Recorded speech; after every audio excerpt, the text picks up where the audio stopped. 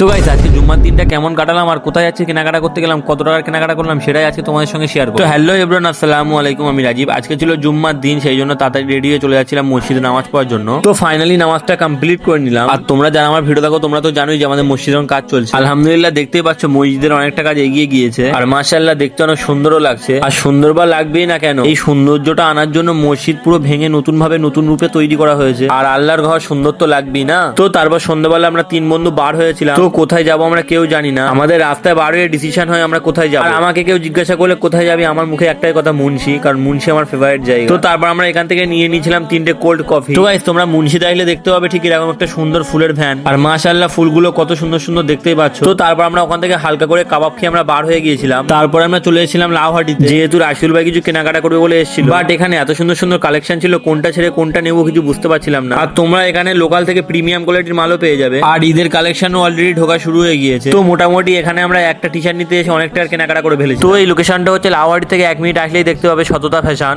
আর video দেখে তোমরা যারা যাবে তারা ডিসকাউন্টও পেয়ে যাবে।